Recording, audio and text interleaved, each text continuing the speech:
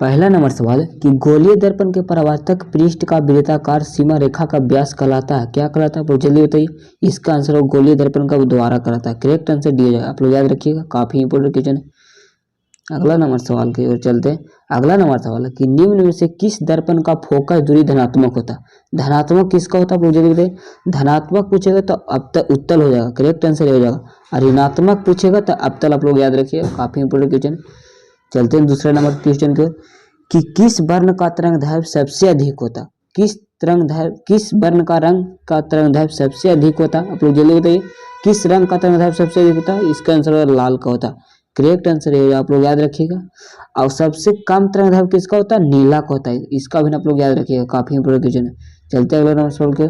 किसी वस्तु का प्रतिबिंब आंख के किस भाग पर पड़ता है, किस भाग पर पड़ता है आप लोग जल्दी बताइए। इसका आंसर रेटिना पर पड़ता है। करेक्ट आंसर ये आप लोग याद रखिएगा, काफी इंपोर्टेंट क्वेश्चन है। अगला नंबर सवाल है कि निम्नलिखित में से किस माध्यम में प्रकाश की चाल सबसे अधिक होती है। प्रकाश की चाल सबसे अधिक होती है, इसका आंसर निर्वात में होती है। करेक्ट आंसर डी होगा, आप लोग याद रखिएगा, काफी इंपोर्टेंट क्वेश्चन है। अगला नंबर सवाल है कि दूरदृष्टि दोष वाला नेत्र साफ साफ देख सकता है, किसका देख सकता है, इसका आंसर है दूरदृष्टि वस्तु को। करेक्ट आंसर बी हो जाएगा, आप लोग याद रखिएगा, काफी इंपोर्टेंट क्वेश्चन है। अगला नंबर सवाल है कि एक अभिसारी किरण पुंज समतल दर्पण पर आपतित होती है तो परावर्तित किरण पुंज होगा। परावर्तित किरण पुंज क्या होगा, इसका आंसर अभिसारी हो जाएगा। करेक्ट आंसर ये हो जाएगा, इससे आप लोग याद रखिएगा, काफी इंपोर्टेंट क्वेश्चन है। चलते अगले नंबर सवाल की ओर। अगला नंबर सवाल है कि यदि एक प्रिज्म में से एक वर्णी किरण गुजरते हैं तो इसका क्या नहीं होगा। इसका क्या नहीं होगा आप लोग जल्दी बताएं। इसका विचलन वर्ण विक्षेपण नहीं होगा। करेक्ट आंसर सी हो जाएगा, आप लोग ऐसे याद रखिएगा, काफी इंपोर्टेंट क्वेश्चन है। चलते अगले नंबर सवाल की ओर कि वायु में कांच के उत्तल लेंस की वायु की शक्ति होती है। वायु की शक्ति क्या होता है, उत्तल में उत्तल पूछेगा तो धनात्मक हो जाएगा। करेक्ट आंसर बी होगा, इसे आप लोग याद रखिएगा। और ऋणात्मक किसका होता है, अवतल को हो जाएगा, इससे भी आप लोग याद रखिएगा, काफी इंपोर्टेंट क्वेश्चन है। चलते हैं अगला नंबर सवाल की कि जल की एक बूंद की व्यास अनुदिश आपतित किरण की कितनी बार अपवर्तन होगा। कितनी बार अपवर्तन होगा, इसका आंसर आप लोग का कमेंट बॉक्स में देना है दोस्तों, कमेंट बॉक्स में देना। आप लोग जल्दी कमेंट बॉक्स में तड़का लगाइए। तो चलते हैं अगले नंबर सवाल की कि स्विच लगाए जाते हैं। स्विच किस में लगाए जाते हैं आप लोग जल्दी होते हैं, ये ठंडे तार में लगाए जाते हैं। करेक्ट आंसर बी हो जाएगा, इससे आप लोग याद रखिएगा, काफी इंपोर्टेंट क्वेश्चन है 2024 में आप लोग का, इससे बाहर एक भी सवाल नहीं पूछा जाएगा। अगला नंबर सवाल है कि जूल प्रतिकूलम कहलाता है। जूल प्रतिकूलम क्या कहलाता है आप लोग जल्दी बताइए, इसका आंसर वोल्ट कहलाता है। करेक्ट आंसर डी हो जाएगा, इसे आप लोग याद रखिएगा, काफी इंपोर्टेंट क्वेश्चन है। चलते हैं अगले नंबर सवाल की ओर कि चुंबकीय क्षेत्र का एसआई मात्रक होता है। क्या पूछा है, चुंबकीय क्षेत्र का एसआई मात्रक क्या होता है, इसका आंसर टेस्ला होता है। करेक्ट आंसर ए हो जाएगा, आप लोग ऐसे याद रखिएगा, काफी इंपोर्टेंट क्वेश्चन है। अगला नंबर सवाल की ओर चलते हैं कि विद्युत घंटी विद्युत धारा के किस प्रभाव पर कार्य करता है। किस प्रभाव पर कार्य करता है, इसका आंसर उष्मीय प्रभाव पर कार्य करता है। करेक्ट आंसर ये हो जाएगा, इससे आप लोग याद रखिएगा। चलते अगले नंबर सवाल की ओर। डायनमो बदलता है, डायनमो किस प्रकार की ओर धारा को बदलता है जल्दी बताइए। यांत्रिक ऊर्जा को विद्युत ऊर्जा में। करेक्ट आंसर बी हो जाएगा, इससे आप लोग याद रखिएगा, काफी इंपोर्टेंट क्वेश्चन है। चलते अगले नंबर। अगला नंबर सवाल है कि अपर्तनांक का रंग निर्भर करना कहलाता है। निर्भर करना क्या कहलाता है, इसका आंसर आपको वर्ण विक्षेपण कहलाता है। वर्ण विक्षेपण। करेक्ट आंसर डी हो जाएगा, इससे आप लोग याद रखिएगा, काफी इंपोर्टेंट क्वेश्चन है। चलते अगले नंबर सवाल की एक मोटर कार में पारदर्शी दर्पण में बना प्रतिबिंब होता है, इसका आंसर वस्तु से छोटा होता है। करेक्ट आंसर ये हो जाएगा, इसे आप लोग याद रखिएगा। चलते अगले नंबर सवाल की एक विद्युत सेल से धारा प्राप्त करने से इसके सिरों के बीच के विभवांतर का मान होता है। विभवांतर का मान क्या होता है, इसका आंसर विद्युत वाहक बल से कम होता है। करेक्ट आंसर बी हो जाएगा। चलते अगले नंबर सवाल की ओर कि एक अवतल दर्पण की ध्रुव की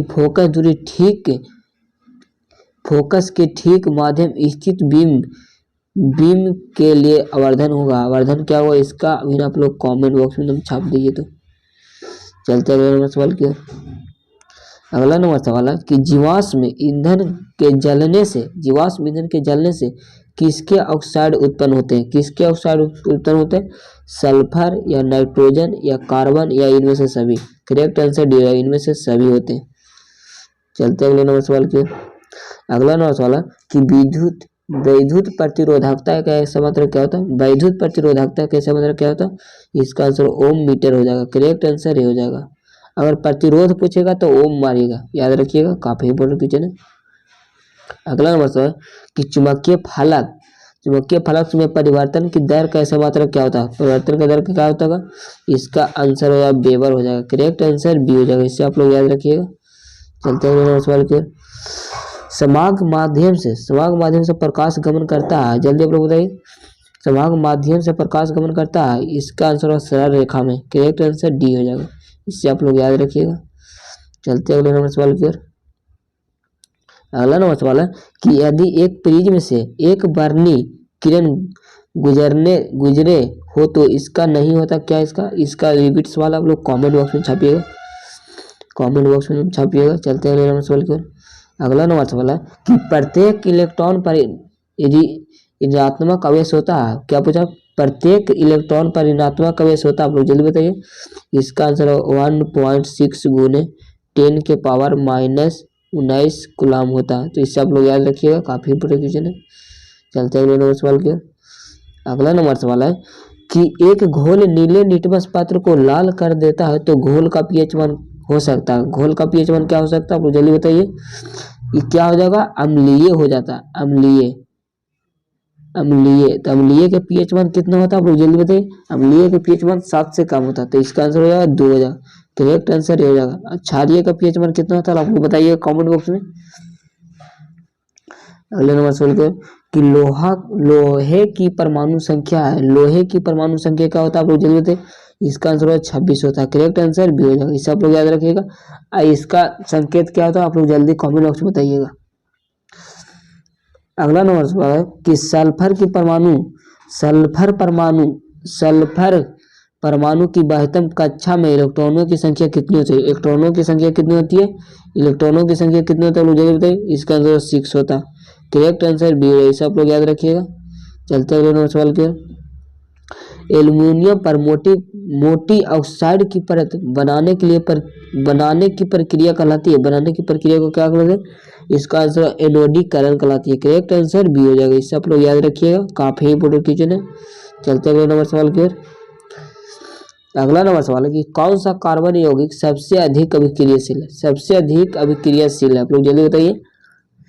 इसका आंसर C2H6 हो जाएगा। करेक्ट आंसर बी हो जाएगा, इसे आप लोग याद रखिएगा। चलते अगले नंबर सवाल की ओर। अगला नंबर सवाल है कि विरंजक चूर्ण का रासायनिक सूत्र है, विरंजक चूर्ण का रासायनिक सूत्र, काफी इंपोर्टेंट क्वेश्चन है। इसका आंसर CaCO3Cl2 हो जाएगा। करेक्ट आंसर बी हो जाएगा, इससे आप लोग याद रखिएगा, काफी इंपोर्टेंट क्वेश्चन है। चलते अगले नंबर सवाल की ओर। तो आज के लिए इतने ही। जय हिंद, वंदे मातरम।